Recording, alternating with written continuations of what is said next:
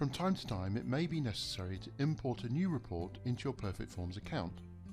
This may be to transfer from one system to another, or you may want to import an example report. During this tutorial, we will demonstrate how this is done. Reports that are available to import will have a .pf extension and will have the word report in brackets as part of the name.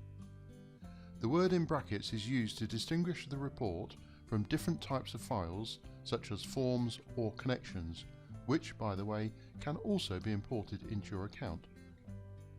It will not be possible to open the files directly, so whichever way you receive the .pf file, you will need to save it somewhere on your PC, laptop or network ready to import into your PerfectForms account. To import a report, you will need to be in the Reports dashboard. Click the Import button near the top of the left-hand panel to start the Import wizard. Click the Browse button.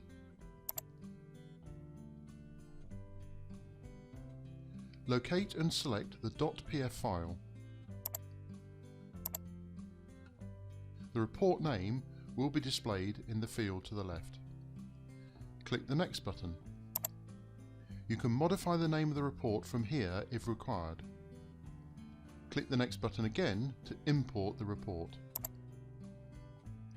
You will be presented with a confirmation dialog box that confirms if there are any dependencies required and if they do already exist within your system.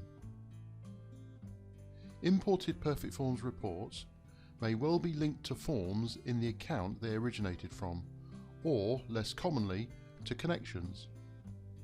When exporting a report, those dependencies are recorded in the exported .pf file and checked when the file is subsequently imported. Dependencies can normally be managed successfully by importing the files in the correct logical order.